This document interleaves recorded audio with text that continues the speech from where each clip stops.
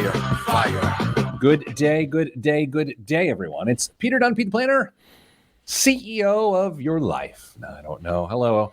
It's Pete the Planner Show. Live, Facebook, YouTube, Twitter. Hello, Damian Dunn, co-host of the Pete the Planner Show. Hello, Pete the Planner, host of the Pete the Planner Show. Dame, how are you? Have you had a good week? It has been a action-packed week full of ups and downs and ins and outs. It would have made a great Hallmark special. Boy, I can feel the podcast turning off right now. Dame, we did get some feedback from Jeremiah, a longtime listener of the show, who said to me via Twitter this week, can you please quit saying you've got other places to be? It's making me anxious. There he is, Jeremiah. There, see where you actually just said it right in the Facebook Live. And I mentioned you. Jeremiah, I have only time for you today. That's it. That's all I got. That's all I got is you. Dame? Pete, I've got stuff to do today. We're going to have to share this. I just genuinely laughed at you. Someone take note. It is March 4th. I don't know.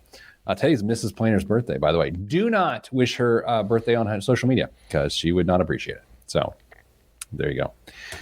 Dame, on the show this week, we've got, it's all investing episode. Like we're trying to increase people's financial acumen this week. Mm-hmm. So that's what we're doing. We're talking risk tolerance versus risk capacity. We're talking about the diversification mistakes, if you will. And then we were also talking about the herd mentality, which is a lot easier to explain given that, well, it happens on a daily basis in the modern market and the sort of ancient market on top of that. So, Dame, anything else before we get started? I mean, because if not that I have anything to do, but let's just go ahead and do the show. You know what I mean? No, let's roll right into it and get this moving. This party started. Okay, here we go. 3, 2. This week on the Pete the Planner Show, we answer your money questions. Here's how the show works. You email us askpete@petetheplanner.com. askpete@petetheplanner.com. We'll answer your question. We appreciate you listening here on the radio. I'm Peter Dunn, Pete the Planner. Joining me, as always, is Damian Dunn. And the last names are the same, but the family's not. Dame, we are not related, and you are joining me on the show. Hello, Damian. Hello, Pete. I love to disclaim our lack of relation. I think everybody does, especially my family. Yeah, fair enough. Dame, this week on the show, we are talking investing the whole time. We don't always talk about investing on this show, but this week we are completely talking about investing, and we're talking about concepts that will make you a better investor that becomes less frustrated with your investing decisions. That's a decent way to think about it, right? Yeah, I mean, there's so much that's wrapped up in investing if you choose to really dig into it, and we're going to talk about some of those concepts. It's going to be pretty informative. Well, let's begin. Dame, there is something called risk tolerance. Risk tolerance, and people are generally speaking rather familiar with risk tolerance. This is something you talk about on a regular basis to the people we serve. How do you best describe risk tolerance? Risk tolerance is the that little feeling you get in your stomach that keeps you up at night or makes you feel a little lightheaded when you open statements when the markets aren't doing so hot. If you look at a downturn in the market as something that is going to hinder you from making your goals or getting to your goals versus a potential buying opportunity or somewhere on that scale in between, you're dealing with risk tolerance right there. You want to make sure that what you are invested in and your strategy of investments isn't causing you more anxiety than benefiting you in the long run. Are there signs, or is it just like you feel anxious? I mean, because by the way, feeling anxious is a pretty good sign that you got a problem there. Is it that you're checking the market too much, or is it that when you see the market you go, oh, like how do you tell that you're invested against your risk tolerance? Checking the markets is a great one. Calling if you work with an advisor, calling an advisor, more frequently than your structured appointments maybe. I'm not saying you shouldn't reach out to your advisor when you've got questions and things of that nature, but if you're calling specifically to ask about investments and how they're doing or why are they going down, first of all, your advisor is going to clue in on that pretty quick and realize that maybe your risk tolerance is off, but that should be a big clue to you that you need that extra reassurance that maybe your investment strategy isn't appropriate for your risk tolerance. Do you think people are claim to be more aggressive than they really are, or do you think people claim to be more conservative than they really are? What do you think is the more common problem? First, it goes both directions. Totally. Some people will say that they are way more conservative when actually they're a little bit more comfortable than that. But usually, I see most people say they're more aggressive than they actually have the tolerance to withhold. Which then brings us to our next topic as it relates to risk, and that is risk or capacity for risk, I should say. And Dame, that's a little different. Capacity for risk is super interesting, and it's what takes a conservative investor and sort of shakes them and says, hey man, you got to do something because your inability or your unwillingness to take risk is actually hurting you. Yeah, risk capacity is a really interesting little critter because you may have a very high risk tolerance, but the capacity that your portfolio is able to withstand or needs to withstand at any point in time could vary differently than what your risk tolerance is. So let's say you are within a couple of years of retirement and you want to make sure that that money isn't going to fluctuate or be exposed to too much volatility because you're going to require it to live in retirement. That capacity is going down. Your tolerance may still be high. You still might be okay with some swings mentally and emotionally, but your portfolio can't stand it because you need those assets to make sure that you're going to be able to transition to retirement smoothly. So risk tolerance, risk capacity are related, but they are not equals. Well, it's one of my favorite concepts. I think of it a little different. I think about what my financial goals are, and I think the minimum amount of return I need to get in order to achieve those goals. And then generally speaking, in my opinion, for my own financial life, I don't take any more risk than I have to there, right? Like it's a little different spin on it, but I find that sometimes because people don't have well-defined financial goals, that they don't know their capacity for risk, which is a giant mistake. Yeah, if we think about generalized risk capacity for the average person, it's going to be really high when you're younger. You know, you've got your first job, not going to retire for a long time. If we're saying retirement is the goal, you have a large capacity for risk because there's plenty of time for markets to go up and down and for you to accumulate assets over that period of time. That capacity is going to diminish the closer you get to retirement. And frankly, it'll probably be as small as it will ever get, potentially, right before retirement, right before and right after retirement. You need those assets to be stable. Interestingly, though, the older you get, the possibility is there that your risk capacity goes up because you may not need as much money the older you get in retirement. So you might be able to take some additional risks if you choose to, because the demand on that cash may not be, or the expected need for longevity in that cash may not be what it once was 10, 15, 20 years prior. This weekend in central Indiana, this past weekend, it was very nice, 60 some degrees. It felt like spring. There's always that nice day. And I played basketball with my son and his friend. They are in fourth grade in our driveway.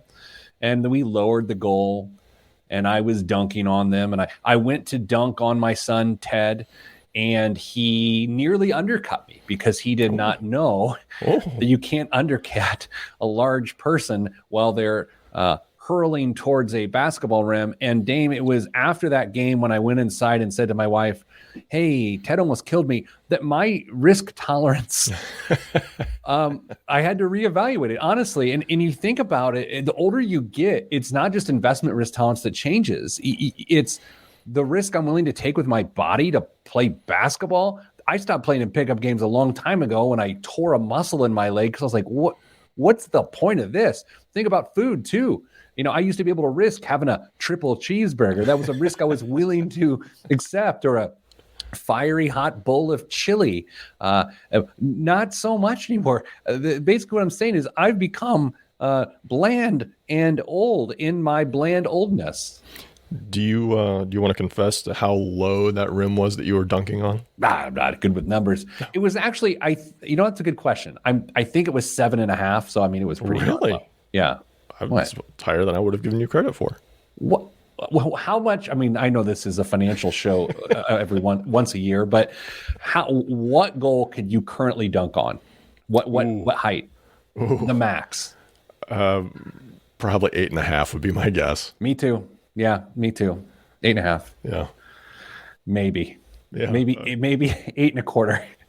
Those extra 3 inches is where the ball gets hung on the rim. Dame, All right. So if your advisor talks to you about risk tolerance, which is a very common thing, you take a risk tolerance questionnaire, be sure to talk about capacity for risk or risk capacity. It is a additional element that I think in many ways is more informative once you've come to terms with your risk tolerance. What do you say, Dame? I was listening to a show about basketball, and the guys were talking about risk capacity. How do you bring this up?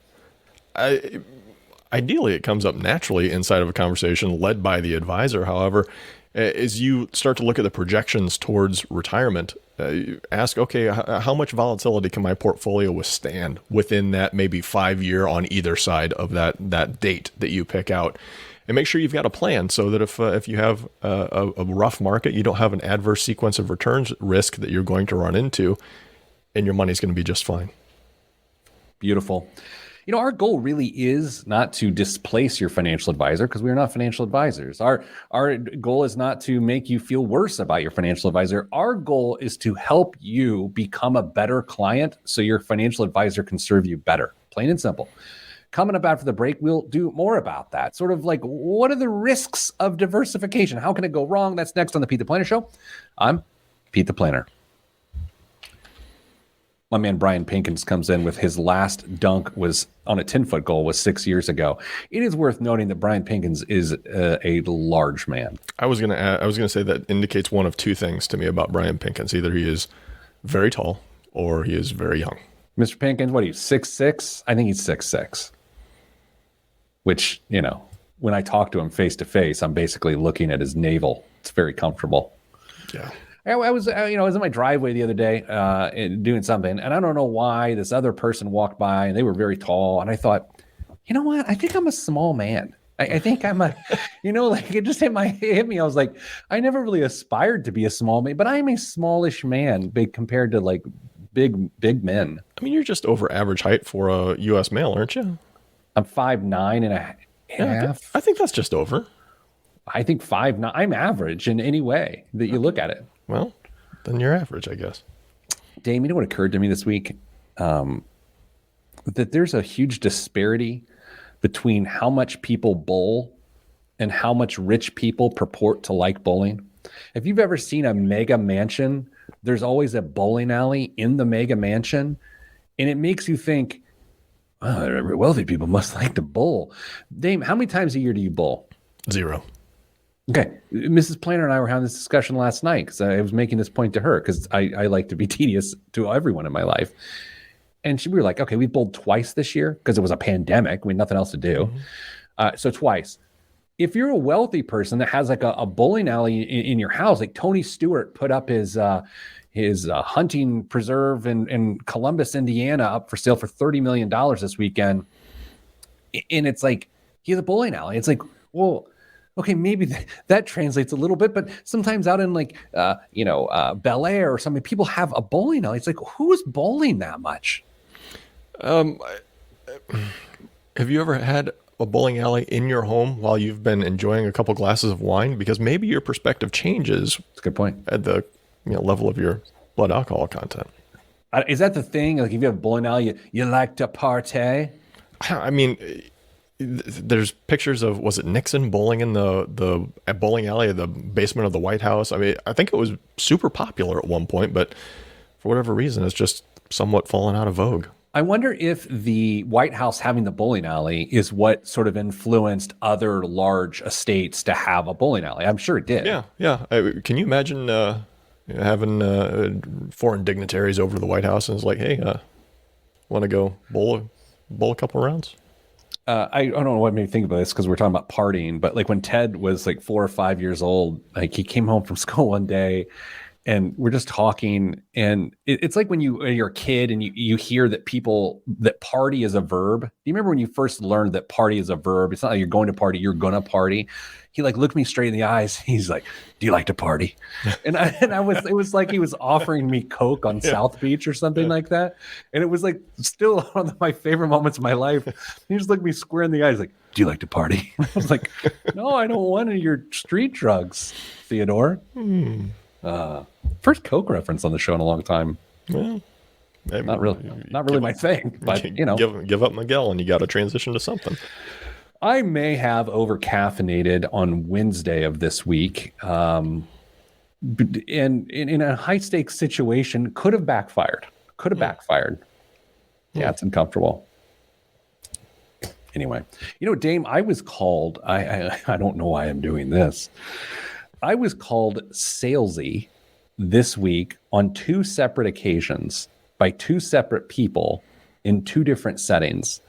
And I am a lot of things, but I've never viewed me as salesy. I just happen to have a big personality. And so let me tell you, if you don't view yourself as salesy and you view that to be a negative characteristic and 2 different people in the same week call you salesy, it burns you to the core. Yeah.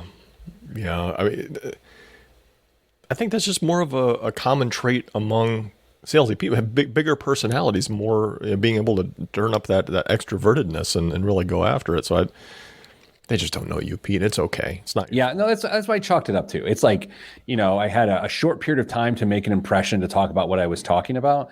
And so, some people can perceive that as salesy, and maybe I was. I don't know. The fact that I took it so hard when I saw that feedback a couple different times, I was like, yeah, I probably was. I mean, at some point when someone gives you feedback you disagree with, but it's consistent enough in a short period of time, you have to stop fighting it and sort of acknowledge it. Yeah, it becomes instructive, and you can correct whatever things you think might have led to that judgment and move on. I have. It was Miguel. That's my point. Okay, let's start the show. In 3, 2, 1. Back on the Pete the Planner show. Dame, diversification is often talked about in the financial world. It's something that is very good and very healthy. However, what we've learned as people who've been in the financial world for quite some time is that a lot of errors occur when it comes to diversification, even when a person is attempting to diversify. So what I want to do is, of course, take some time to explore the errors that occur when you don't diversify, but more importantly, I want to talk about the common errors that people make in their attempts to diversify. And I will kick this off with something that we see in the 401k space a number of times. There's 2 things that people do that don't make a lot of sense, even though there's good intention behind it. And the first one is to just have a little piece of every investing option within your portfolio, just to say, 5% of this, 5% of this, just because they're different doesn't mean they're worth diversifying against. And then the second thing we see people do, and this one's actually not good at all, is if you choose to invest in what's called a target date fund, which is a fund linked to the year in which you are likely to retire. If you choose to diversify the number of target date funds, so instead of going, hey, I'm going to retire in the year 2045, I'm going to put all my money in that, which is, if you're using target date funds, what you should do. What people tend to do is they'll go, well, I'm going to put 50% in that one and 50% in 2055. And I don't know if there's any percents left, and I'm going to put them in other ones. And I was like, well, that's not how they work. And that is a diversification error. Yeah, there are some super common mistakes. And one of the, we actually saw this a lot, at least in one of the offices I worked in the early 2000s, there was a very popular mutual fund company that, I'm sure they knew it, but they used American funds. Yeah, they used this, like the same 10 stocks in almost all of their big mutual funds, and so you had this thing called stock intersection, whereas you thought you were diversifying into a few different strategies using different mutual funds, but in reality, you were just overlapping a whole bunch. So you ended up having larger concentrations in a few number of stocks that were going to impact your portfolio. And you never realized it. Now, to their credit, they came up with a tool to help you root that out of your portfolios. But the fact that they had to come up with a tool to help you root that out is a little telling. So even if you do try to diversify, you may end up investing in the same stuff if you're not careful. So that gets a little bit confusing, but it is something you need to be aware of. Yeah, and what's interesting too with modern portfolio theory is that some types of investments interact well with other types of investments and actually get that balance out. just by the nature that things are different doesn't mean they balance each other out. So sometimes what you'll see people do is it's almost like an adverse reaction to mixing prescriptions. It's like, oh, there's unintended consequences. You see that a lot with people that say, oh, don't put all your eggs in one basket. Let's choose this basket. And they've haphazardly evaluated the other basket. Yeah, knowing what you are investing in, having a strategy. That's one of the areas that a financial advisor could really help someone out in, is making sure that you have a cogent strategy on how you're going to invest your money. And it's not just a shotgun approach. You know, one of the ways that I used to see when I managed people's money that they always wanted to go is they'd say, okay, we're going to be in large cap growth companies, large cap value companies. Then we're going to be in some mid caps and some small caps. And there we go. And then they'll say, oh, and then we'll throw in some international. And by the way, when you throw in international, you're generally throwing in large cap international, and you're not actually looking at the other types of international investments that would truly balance out your portfolio. Or you would say, I want to be in international, but then you would be in like Brazilian stocks when you really should be in the other BRIC nation stocks. And it used to get sort of complicated. Yeah, one of the things that's is super closely aligned with what you're talking about is a home bias. Often we just invest where we know. And the U.S. investment market, U.S. stock market is large. It's around 50% of the global stock market. But that's only 50% of the global stock market. And yes, when we have troubles, oftentimes other parts of the world have troubles as well. But if you are solely invested in U.S. Companies, you're leaving a lot on the table and you're not actually diversifying. Even though everything else in your portfolio may look diversified, you need to get some geographical diversification in your portfolio as well. I think back to probably the year 2000, I was trained in the financial services industry to be an investment advisor. And I can see my trainer at the front of the room. It's sort of a weird story. I graduated from college, but I had to get securities license before I graduated from college. So I passed my Series 7 as a college student. Then I was going to get married at the end of July in the year 2000. Early July, they sent me to Secaucus, New Jersey to train for 2 weeks. And I looked out the window of the training room at the World Trade Center every single day for 2 weeks. And I remember my trainer saying, he could say something like, when you get home, look around your house. How many of those things are made overseas? And then you're like, name them. And people are like, Sony television.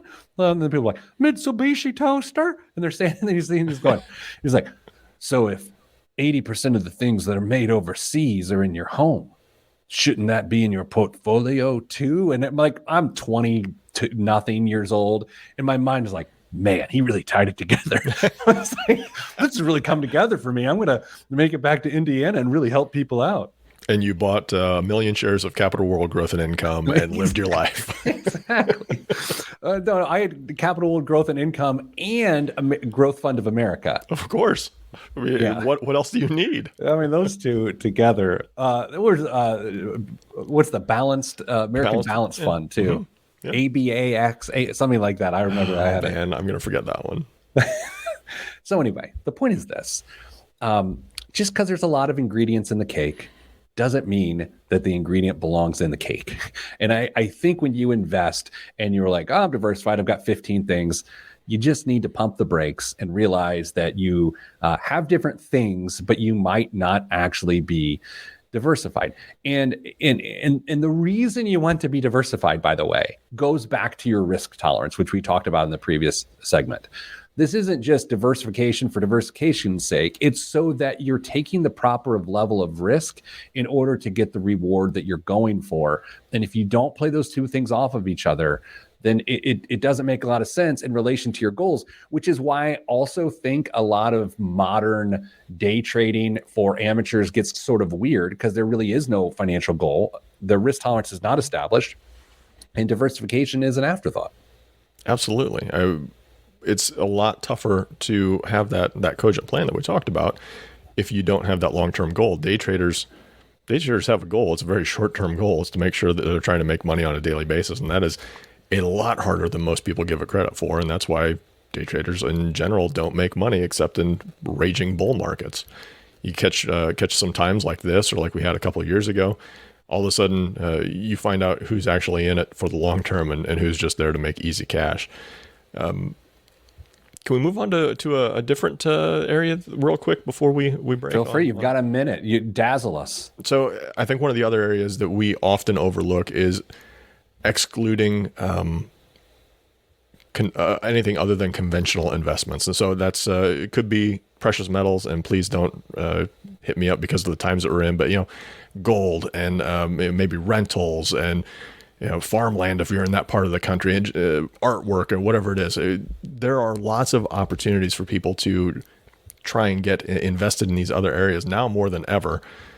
And they are vastly different than what we would see in the stock market and the ups and downs there. So if you have the ability and the capacity to get into some of those other areas, I'm not saying you go all in, but maybe have some other things to balance out your overall investment portfolio. Investments just don't have to be stocks, bonds, CDs, things of that nature. They can come in the form of other things. More things that you can talk to your financial advisor about. Look, there are people can do it yourself, and you can have a diverse sort of all-in-one fund. A target date fund offers a lot of diversity a lot of times. But if you can't do that, or if you don't have the capacity to do that, talk to a financial advisor. Help them help you diversify the right way. Coming up after break, our favorite quality, the herd mentality. I'm Pete the Planner. I don't exactly know why that's our favorite quality, the herd mentality. I was sending a text, a Slack, doing the time, and then trying to close the segment. So needless to say, I just said words. It worked. Go figure. Look at it. I feel like we're teaching things about money today. Like, it's weird when the show is valuable to others. It'll never last. I know. Do you think we can keep up for 3 segments? Well, we're going to find out. Herd mentality is going to be interesting. Because it can peter out pretty quickly. Yeah. I mean, it's a pretty simple concept. Did you ever watch? Oh, you don't have access to the HBO Max. I was going to ask if you watched that Carl Icahn documentary. Did anyone in the Facebook Live or anybody watch the Carl Icahn documentary on HBO Max that I recommended last week? Because it's phenomenal. It's phenomenal. I'll have to take your word for it. You know what I might do is later this weekend I'll FaceTime with you while it's on and just I think that's illegal though, isn't it? When I'm rebroadcasting it. Didn't Apple release that thing where you can share what you're watching on your phone? I don't. Dame, I'm also to the point where I use and understand about 30% of the capabilities of my iPhone. Did you just have that same realization that I did? This is exactly what it was. Within the last couple of weeks, I looked at my phone and I was like, I don't even know how to use most of what's on here. Well, it hit me the other day. So there's on the iPhone, you hit the up from the top right corner and pull down, and there's all these buttons. I'm like, I don't know what that one does. Like this one here, I've just hit it. What's it do? NFC tag reader. I think I just started I don't know what happened, but that doesn't seem good. I think you can clear a lot of those buttons off to make you feel better about yourself. When did I become my father? I like my dad. There's nothing wrong with it, but I found myself, I think I told this last week, I was sort of dancing and I saw myself in the rearview mirror and was like, oh my God, I'm dancing like Michael Douglas. Oh, well, I mean, if you can only look like Michael Douglas. Yeah, I mean, he's a handsome older man. Okay, enough about Michael Douglas. The show in 3, 2, 1.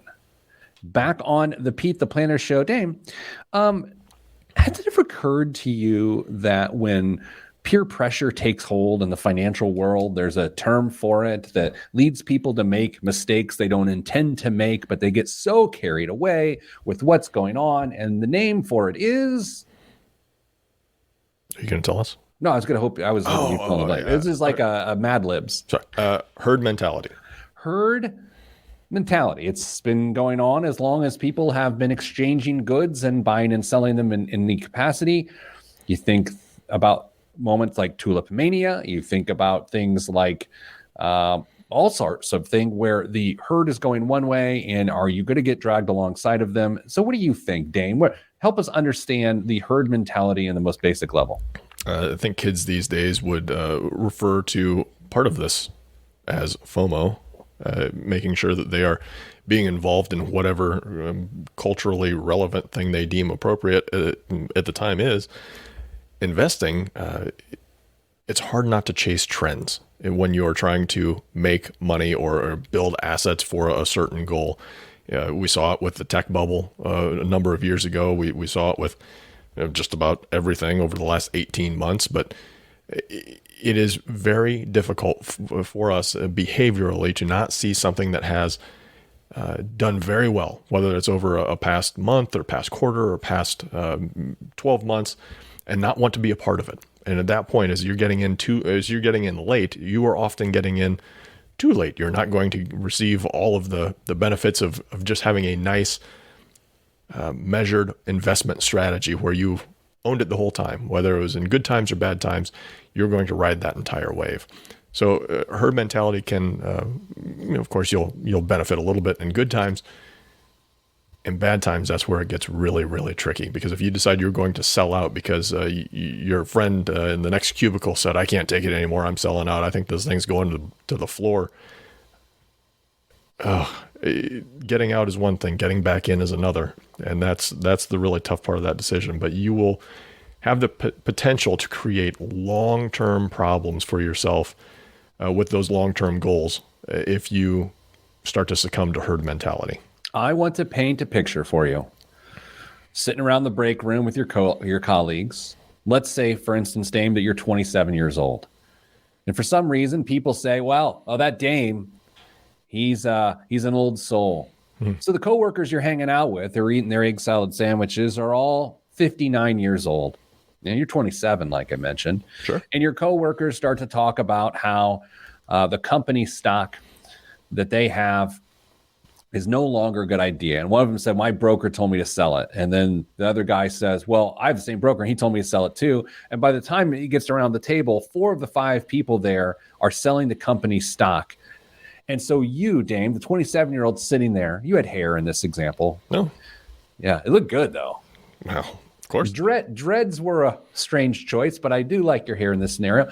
And you think, oh, well, I should totally sell. These guys know what they're talking about. They are my friends. They are smart. They have a broker. I should sell. And I have just described A, herd mentality, and B, I've described why investment objectives matter so much. Those 4 dudes sitting at your table, combined age, a lot, 236. There's some math on the fly on a Friday. Wow. 236 years old.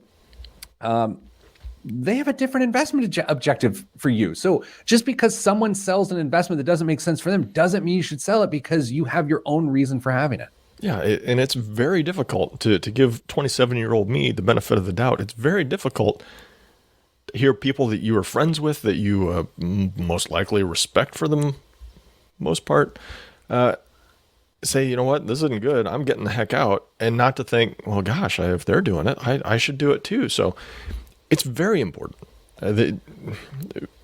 There's a thing called an investment policy statement, and it might be overkill for some people, maybe for a lot of people, but the crux of it is this. It lays out how you are going to approach investing. It's going to give you a target to shoot for on an annual basis. It's going to give you bumpers to try and stay within.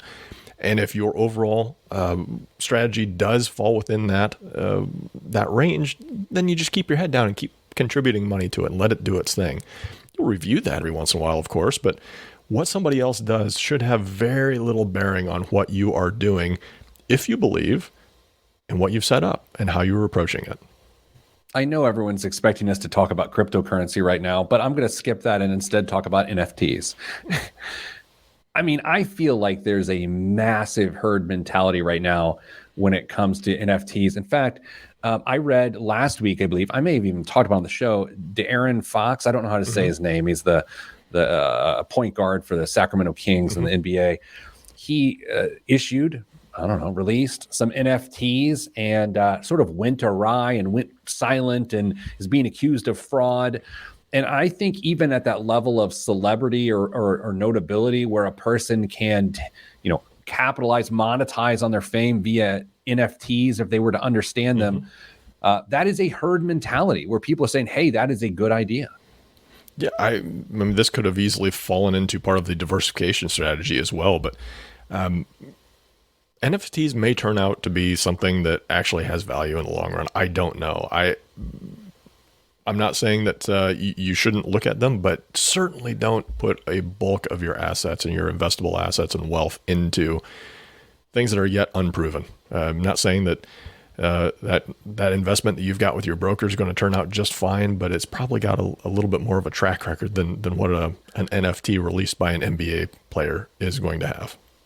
It's hard not to think back to when you're growing up and your parents would say things to you when you'd get in trouble in middle school and your friends do something and you join in and get in trouble and they say, well, if friends jumped off a bridge, would you? And then you think about it for a second and you want to be like, well, I mean, probably. But you can't say that because you get in more trouble. Or at least I did when my parents would say that, and I would say that back. This is the adult version of peer pressure. And the strange thing is, these days, that's when you sound like an old guy when you say that, people are marketing into the herd mentality. Every crypto commercial you see where fortune favors the brave, every gambling commercial you see, they're trying to get you to be part of this moving herd and make you feel like if you're not doing it, you are missing out. That is marketing and advertising 101. But when it comes to financial instruments and the ability to take risk to get reward, it gets pretty nasty. Yeah, the average investor, the average person is being manipulated more today than they ever have. And that's exactly what those commercials are trying to do. Now, you may still see an advertisement for Franklin Templeton online, although I don't know. They used to run commercials during golf tournaments and Mass Mutual and some of those other companies that are sponsoring large events. You may see commercials for things like that. I don't know if it rises to the same level of coercion or manipulation that some of these other things are. And if there's a mad rush to an area, you need to step back and ask why and make sure you understand why it might be right for you, why it might be wrong for you. Try and figure out why other people are doing it and if it really has any staying power or fits in with what you're trying to accomplish. Because if it doesn't, tune it out, ignore it, move on, keep your head down, doing everything that you normally do. Which brings me back to Carl Icahn. I mentioned last week there's a documentary on HBO Max about Carl Icahn, iconic investor, if you will. And something he said during the documentary was, what I've learned is if everyone is flowing one way, I want to be heading in the other direction. And that is how you acknowledge the herd mentality and sometimes take advantage of it. I don't know. I find this to be interesting that if you are made to feel like an outsider because you aren't participating in something that involves risk, I think that's a pretty good indication that you're fine and your instinct to stay out of it is valid, and you shouldn't feel like FOMO is reason enough to get off the porch. Yeah, there's a whole theory on investing that's contrarian investing, which is where Carl was kind of heading with that. So don't feel like you have to do everything everybody else is doing because you can make money other ways. Coming up after the break, speaking of biggest waste of money, it's this week's biggest waste of money of the week. And of course, Dame's going to weigh in with current events that'll blow your mind and tickle your soul. That's all next on the Pete the Planner Show. I'm Pete the Planner. When I said tickle your soul, my brain was searching. It found a word, and then I dismissed that word and said soul. I was hoping you weren't expecting me to give a Pillsbury Doughboy laugh. You know, when you and I have talked about this a lot. Actually, we talk about it at work all the time. I am an out loud thinker. Mm-hmm. And there is some downside to that, a lot of downside. And one of them is you find yourself creating the word salad as it's flowing out of the mouth. And sometimes you have some unfortunate phrases. Yeah. You understand the struggle I have with radio every week. Oh, come on. We are. I think we're here. This is the 2-year anniversary of our COVID impact predictions. Oh, I should totally go back and find those. That's what you said last week. But I'm not going to. No. 2-year anniversary of you and I going, Dave, this coronavirus, should we serve it with a lime? And I mean, like, we were not flip about what was happening. I don't know. Interesting, right? 2 years. Yeah, man. How time flies when you're having fun. Okay. Sorry to do that to everybody.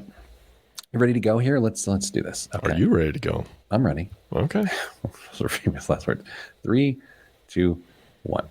This week's biggest waste of money of the week, right here on the Pete the Planner Show, is the vintage Stork Club ashtray. Opened in 1929 and closed in 1965, the Stork Club was one of New York City's most prestigious clubs, visited by celebrities, royalty, and a general mishmash of the world's elite. You know, Dame, like you. Of course. This ashtray, believed to be from the 1950s, is a rare piece most likely stolen from the club in its heyday. Sculpted in black ceramic, it has tapered sides with 4 indentions for holding cigars or cigarettes, as well as raised white lettering on the outside, equally as useful as a catch-all for small items. It's an instant conversation starter. Dame, the vintage Stork Club ashtray. I mean, it's a classic looking ashtray. I feel like Don Draper is, knocking the butt off of a Pall Mall onto this thing. What do you think this ashtray cost? It wasn't an auction. It was you could buy it. What do you think it is? I have questions. Okay, questions. Yes. Will those divots hold my vape pen? Because if they won't, I don't have any use for it. Dame, of course, is not one that uses the electronic cigarettes or byproducts of tobacco. So that was a joke. So this is stolen material, they say? So That's the thing. It's that's fencing, is it not? Yeah, I mean, how is this legal? You can sell. I don't understand this. But for argument's sake and for entertainment's sake, I will say that is Used ashtray. That's true. Used ashtray. $225. $595, and that's why it's this week's biggest waste of money of the week. Dame, in college, on my 21st birthday, my friend Seamus and I went to Hooters in Clarksville, Indiana. All right. To have some chicken wings. And upon leaving the restaurant and getting halfway down the highway on the way back to Hanover, Seamus hands me a Hooters pint glass and says, "Happy birthday." And at that time, and still to this day, I am not one to steal things. I have had guilt for 22 years or 23 years over Seamus lifting a Hooters pint glass. And Dame, every night at dinner, when I drink water, I drink it out of my Hooters pint glass to this day. And that is a true story. How guilty are you if you still use it on a daily basis? I feel bad about it. You could get in your car and drive to the nearest Hooters and say, I need to make something right. I think the good part for me, and I think this is why I continue to, that's true. I probably should do that. I mean, I'm the one that turned myself in for the accidental shoplifting last week. Here's the thing. They know you're in possession of stolen property right now. Hooters? Yeah, as soon as you hit publish on that, it's out on the interwebs right now. Hooters knows that Seamus stole something and you willfully received it. They're going to be looking for you. I like that my kids have no idea what's going on with that glass. Like they don't get it because it's like, how would they know? I mean, it's not a thing. It's not really a cultural thing like it used to be. No. I mean, I started to say you could go to a Hooters and return it. And I was like, do they have Hooters anymore? I don't even know. Sure, Dave. What's in the news? Pete, have you heard about surge pricing for new movies? No. Ticket buyers at one AMC Entertainment location in Chicago, for instance, can expect to pay an extra $1 more to see the new Batman film this Saturday night than those heading to see the 2-week-old Uncharted. And Saturday night screening of the film at a Cinemark location in Piqua, Ohio is currently priced $2 higher than one of Dog, according to the chain's website. Though variable pricing has been implemented by the nation's 3 largest chains, it's unclear how prevalent the new practice will be among smaller chains. I remember when airlines started doing surge pricing and you were so mad, you just walk around mad. I don't know if this practice at movie theaters raises my temperature at all for several reasons. And part of this, Dame, is clearly the increments are so small, they hope people dismiss the ridiculousness of them. Of course. I'm just wondering what the surge pricing for the new Top Gun movie is going to be when it finally comes out. All right, so here we go. I'm going to be honest with you right now. It's a question that I'm asking, so I don't know why a question is honest. How much would you pay right now to go watch the Top Gun 2 movie in the theater? What's the cap that you would pay for one ticket? And it's not like a Flicks where there's dinner and beers. It's just like you're sitting down, you're watching Tom Cruise be handsome with his tooth in the middle of his face. You know about that, right? No. He has a tooth that's right in the middle of his mouth that comes right down. It's like in the front. So if you think about your lip and you split it right down the middle, he has a tooth that sits right in the middle where you and I have teeth on either side of the middle split. He has one dead center. You didn't know that, but he's still handsome. How does he pull that off? Look it up. You're like, whoa. Huh. Anyway, how much would you pay? Questions on this too. Is this movie still yet unreleased on like the only person that's going to have seen it? No, it's opening weekend. How much are you willing to pay? By the way, how much does a movie cost? Yeah, so that's what I was like. I'm gonna because like movies in my neck of the woods are less than what they are down in your area. I'd probably pay $20. Yeah, I think that's probably right. I don't even know I don't know the last time I've been to a movie. 2019, I got to think. I will tell you that it's one that I want to see in the theater and not wait till it comes out, though, because I think the experience on a big screen with the sound will be tremendously different in that setting versus at home. What else is in the news? Well, we were talking about NFTs, so I'm going to feed that animal. The Ukraine is planning to release its own collection of non-fungible tokens to support its troops defending against invading Russian forces, making it one of the first countries to release NFTs. Ukraine's Vice Prime Minister Mikhailo Fedorov announced the plan on Twitter, writing, quote, "Every day there are more and more people willing to help Ukraine to fight back. We will announce NFTs to support Ukrainian armed forces soon." End quote. It's the latest initiative in Ukraine's crypto-friendly fundraising campaign, which has raised $50 million worth of crypto in the last week. And also a $200,000 CryptoPunk wearing a blue bandana was sent to Ukraine's wallet on Tuesday. An additional $270 million has been raised in war bonds and some other stuff out there. But NFTs by Ukraine. I have questions, and again, we have this conversation with respect, given the sensitivity of the situation. But I do have some sincere questions. Number one, it's just chaos in Ukraine. How in the world do they have the ability to organize an NFT offering? And the follow-up question to that, sir, is why do people feel like they need to get something support the effort? Just give them money if that's what you want. Yeah, that's exactly it. I think if you feel so led, then you should just hand the cash over, and whatever method you can get it to them. But to expect something in return feels a little weird. I would feel incredibly guilty to buy a Ukrainian NFT as opposed to just somehow giving them money. Why do I have to get a memento of a horrible situation? It's going to be the new war medal for people who didn't go fight. They're going to be able to display, say, I got the Ukrainian NFT. All right, let's end on a better story.